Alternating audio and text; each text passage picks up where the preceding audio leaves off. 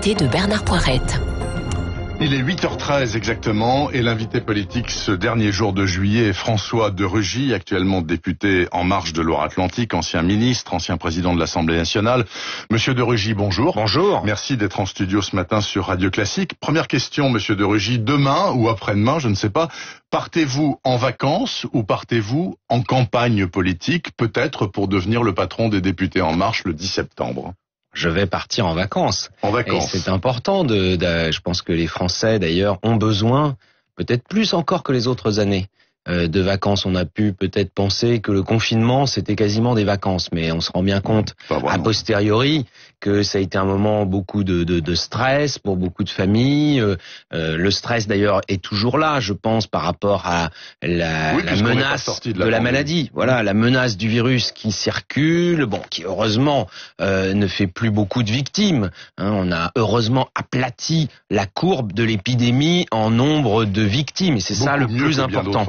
Voilà, et il faut le saluer, alors qu'on était un peu mal parti au départ. On a connu une courbe qui montait très fort, comme dans d'autres pays, comme l'Italie voisine par exemple, ou l'Espagne. Mais on a réussi à l'aplatir, essentiellement grâce à cette prévention massive qu'a été le confinement, et puis ensuite le fait que l'on poursuive les gestes de prévention, de précaution, d'hygiène. À ce propos justement, monsieur de Rugy, est-ce qu'il vous semble pas que le fait que la consigne ne vienne pas de Paris au niveau national, par exemple, à partir d'aujourd'hui, tout le monde masqué dans la rue? Terminé. Non, c'est laissé à la libre discrétion des élus locaux, des présidents de département, etc. C'est la bonne méthode, ou il faudrait faire pour tout le monde pareil? En France, souvent, on aime bien une règle générale qui s'applique partout à tout le monde, et si on ne l'applique pas, il y a une amende. S'il n'y a pas d'amende, on ne l'applique pas d'ailleurs. Donc c'est vrai que c'est bien qu'il y ait des règles générales. Moi, je faisais partie de ceux qui défendaient le port du masque dans les magasins, par exemple. Et je crois que c'est bien qu'il y ait maintenant une règle générale. Après, dans la rue, dans tous les espaces ouverts, aujourd'hui, ce que disent les médecins, c'est que les contaminations sont très faibles en plein air, sauf si les gens sont très serrés les uns les autres. Voilà. Mais moi, ça ne me choquerait pas qu'on dise qu'il faut porter des masques lorsque on a eu la fête de la musique, des moments comme cela où on est certes en extérieur, en plein air, mais pour autant on est très serré. Ce serait sans doute logique d'avoir des masques. Dans les trains, je vais prendre le train tout à l'heure pour rentrer à Nantes. On porte le masque alors qu'on n'est pas toujours serré. Et je pense que c'est bien. Il vaut mieux garder ce geste du masque qui est un peu contraignant, faut le reconnaître, surtout quand il fait chaud comme maintenant. C'est un peu désagréable. Mais il vaut mieux ça que de voir la maladie repartir. Pourquoi voulez-vous diriger, être le patron des députés En Marche à l'Assemblée nationale? C'est un groupe qui est réputé pas facile à manier, qui en plus tout seul n'a plus la majorité parce qu'il s'est un peu disloqué. Pourquoi vous avez envie? Je suis député depuis 13 ans et j'aime les députés, j'aime l'Assemblée nationale, et j'ai envie que le groupe majoritaire joue pleinement son rôle, qui est un rôle politique à la fois de soutien au président de la République et au gouvernement, au nouveau gouvernement qu'il a nommé, aux projets de loi qui vont être présentés à la rentrée, aux problèmes budgétaires que nous allons devoir résoudre ensemble. Mais le groupe majoritaire et les députés de la majorité, ils ont aussi un rôle particulier qui est de faire remonter du terrain vers le pouvoir national des réalités, des problèmes qu'il faut résoudre. C'est ce que nous avons fait pendant le confinement d'ailleurs. Pendant le confinement, il y a d'ailleurs eu une grande réactivité du gouvernement aux demandes des députés, par exemple sur la situation des entreprises, mais aussi sur des situations locales diverses que, évidemment, là, une règle nationale générale ne pouvait pas parfaitement saisir. Et donc ce rôle particulier des députés de la majorité, je veux aider à ce qu'il soit plus efficace qu'il ne l'a été ces derniers temps. François de Rugy, est-ce qu'il vous semble, même si cette affaire est derrière vous et que vous l'avez réglée avec les institutions, que par exemple l'affaire des dîners quand vous étiez à l'Assemblée nationale avec le homard, on en a beaucoup parlé, etc., pourrait vous porter préjudice? Alors que c'est fini, c'est derrière vous. Moi, j'ai déjà dit que j'avais... Dans cette quête, j'avais commis sans doute des erreurs, j'ai payé pour cela, je me suis retiré. Pour protéger le président de la République, le gouvernement, la majorité, j'ai fait primer l'intérêt collectif sur mon intérêt particulier. Ça n'est pas toujours le cas en politique.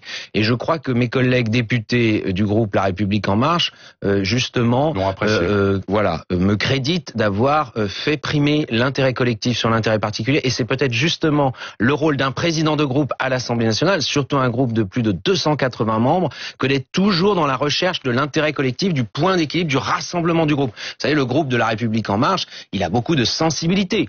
D'abord des sensibilités individuelles, parce que les députés sont élus individuellement dans leur circonscription. Ils sont d'ailleurs en relation directe et individuelle avec les citoyens. Mais ils ont aussi des sensibilités politiques, c'est normal. Le groupe La République En Marche rassemble des hommes et des femmes venus d'horizons très divers. Donc c'est un effort de rassemblement. Et là aussi, je crois que le sens du rassemblement, c'est une qualité que l'on me prête. François de Rugy, vous n'êtes plus stricto sensu étiqueté écologiste, puisque vous êtes En Marche, mais vous avez toujours la sensibilité écologiste. Il ne vous a pas échappé qu'aux dernières municipales, il y a eu une vague verte. D'abord, une première question. 55% d'abstention, vous avez toujours dit, moi je pense que le vote obligatoire c'est très bien. Vous pensez toujours? D'autant plus? À titre personnel, je le pense plus que jamais. En effet. En Belgique, par exemple. Oui, tout à fait. Et je crois qu'il y a une forme d'hypocrisie les soirs d'élection, les dimanches soirs d'élection, à ce qu'un certain nombre de responsables, y compris d'élus, pleurent sur l'abstention, alors que dans le fond, pour beaucoup d'entre eux, je finis par penser que ça les arrange parce que on ne fait rien véritablement contre. Et vous voyez, d'ailleurs, vous en parlez, vous, mais plus personne n'en parle. Un mois après les élections municipales, plus personne n'en parle. Ce n'est pas à notre programme, donc c'est une position personnelle de ma part. Ce qui est clair, c'est que cela finit par poser un problème de légitimité des élus. Les maires qui ont été ainsi élus, ils sont élus. C'est incontestable et on ne va pas remettre en cause leur mandat pendant 6 ans.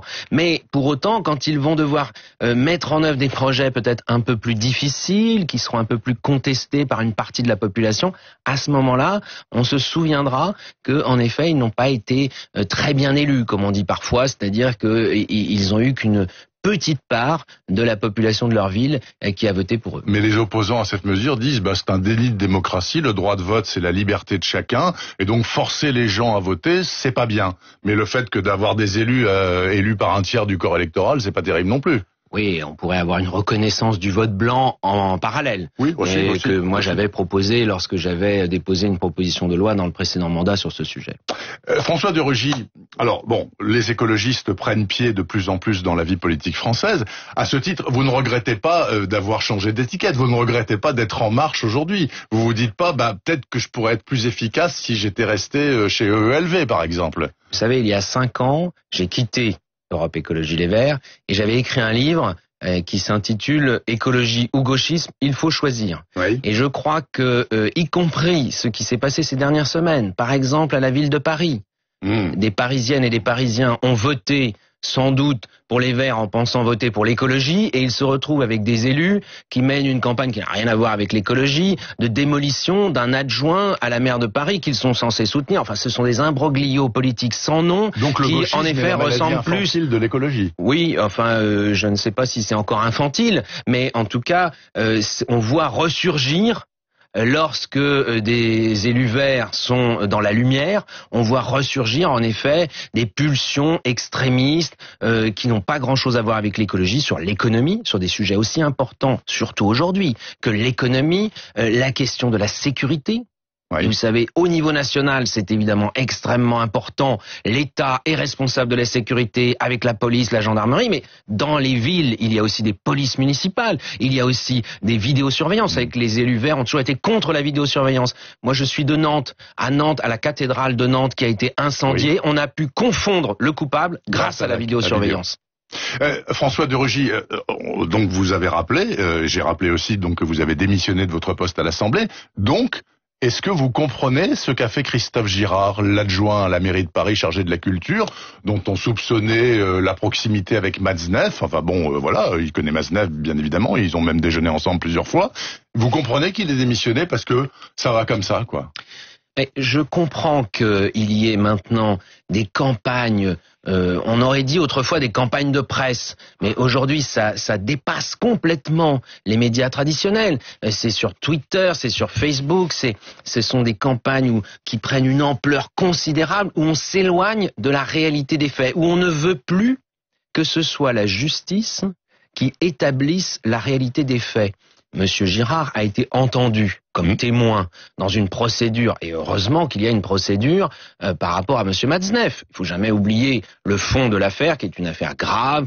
Vanessa Springora a écrit un livre, un très beau livre d'ailleurs, très belle lecture pour celles et ceux qui ne l'auraient pas lu cet été. C'est un livre difficile, mais qui raconte en effet comment un homme adulte d'un certain âge peut exercer une forme d'emprise sur des mineurs, et où ça s'apparente en effet sans doute à de la pédophilie, et où ça doit être condamné. Ça ne l'a pas toujours été en France, mais en même temps, il y a une procédure judiciaire. C'est ça qui est important d'ailleurs, c'est qu'il y ait une procédure judiciaire. Or, certains veulent, sur cette affaire comme sur d'autres, que ce soit le jugement sur Twitter. Non, en France, comme dans tous les pays démocratiques, respectueux des droits de la personne humaine, de toutes les personnes qui portent plainte, comme les personnes mises en cause, eh bien, on ne juge pas les gens sur Twitter. On n'établit pas la réalité des faits, ni dans les médias, ni sur Twitter, ni sur Facebook, mais dans des enquêtes avec des professionnels de l'investigation et avec des procédures judiciaires. François de Rugy, je reviens aux enjeux économiques et écologiques. On est dans une épouvante économique. Les chiffres publiés hier, ceux attendus aujourd'hui de l'INSEE sont tous très très mauvais. Ce sera une année 2020 très noire pour l'économie. Dans ce contexte, est-ce que nécessité ne fait pas loi? J'entends par là que toutes les mesures écologiques risquent de passer au second plan parce que l'emploi est en jeu, le PIB est en jeu, la misère est en jeu et tout ça. Et donc voilà, tant pis pour l'écologie qui attendra. Même s'il y a beaucoup d'argent qui a été débloqué par le gouvernement Castex. C'est déjà arrivé par le passé, en effet, que lorsqu'il y avait une crise économique, on sacrifie en quelque sorte l'écologie, on sacrifie l'environnement. Mais en même temps, moi je vois que cette crise, comme d'autres, peut être un accélérateur de changement. Et si vous regardez le transport aérien, qui est en grave crise, qui auparavant était plutôt en croissance. Bon, Air France était déjà en difficulté, mais globalement le transport aérien était en croissance. Là, il subit une forte crise. Eh bien, le choix qu'a fait le gouvernement et les députés de la majorité ont beaucoup pesé dans ce sens, c'est que les aides financières, les subventions, les prêts qui sont accordés à Air France le soient en contrepartie d'un verdissement, comme on dit, de la flotte d'avions d'Air France, et que les futurs avions commandés par Air France consomment moins de kérosène, de carburant, que on supprime d'ores et déjà les lignes aériennes qui font moins de 2h30. Oui. Et c'est concret, puisqu'en France, eh bien ça y est, Air France a supprimé des dessertes comme Paris-Bordeaux où il y a un TGV qui met 2 heures. Voilà, ça c'est des choses concrètes qui peuvent être accélérées quand on est obligé de faire des changements profonds à l'issue d'une crise. Dans le secteur automobile, bon, Renault était déjà en difficulté avant la crise, donc ça aggrave la situation. Mais en même temps, Renault a fait le pari de la voiture électrique avec Nissan d'ailleurs. Avant d'autres. Renault-Nissan est le groupe numéro 1 mondial de la voiture électrique. Ça devrait d'ailleurs être une fierté française d'être le numéro 1 mondial, en quelque sorte, de la voiture qui va devenir demain la voiture de monsieur et madame tout le monde. Eh bien, cette crise doit aussi être un accélérateur de changement. Une toute dernière question, François de Rugy, puisqu'il nous reste 40 secondes. Vous avez peut-être pris connaissance ce matin de l'hypothèse selon laquelle, c'est à l'étranger, aux États-Unis, l'élection pourrait être, enfin en tout cas c'est le souhait de monsieur Trump, de la repousser pour cause de coronavirus. Il dit ça va être terrible, il y aura des fraudes, etc. Nous qui avons repoussé le second tour municipal en France pour cause de Covid, est-ce qu'on peut critiquer la volonté de Trump? C'est peut-être pas totalement hurluberlu son idée, non? Ça apparaît un peu comme une manœuvre de Trump pour échapper à un vote qui lui ne lui serait pas favorable. Mais aux États-Unis, il y a aussi des procédures et la date des élections, si elle peut être modifiée, elle ne peut être modifiée que par le Congrès des États-Unis qui regroupe la Chambre des représentants, les députés américains et les sénateurs américains. Et donc j'imagine que les Américains seront très respectueux de cette procédure. Ce n'est pas Trump tout seul qui peut décider, pas plus en France qu'aux États-Unis. Ce n'est pas un président tout seul qui peut décider de la date des élections, a fortiori de l'élection présidentielle. En tout cas, les élus américains, démocrates comme républicains, dès hier soir, ont fait savoir qu'il n'était pas question de repousser la date. On verra. Merci beaucoup, en tout cas, François de Rugy. Je vous souhaite de bonnes vacances, bon TGV pour Nantes, donc, et puis passez un bon été. Bonne journée. Merci beaucoup. Il est 8h27 exactement. Bienvenue sur Radio Classique. Si vous nous rejoignez, bon réveil avec nous. Laurence Haïm est déjà au micro pour sa lettre d'Amérique. Aux États-Unis, hier, un homme politique important et que je plaide coupable, j'avais complètement oublié, est mort du Covid-19. Elle veut en faire sa chronique. À tout de suite.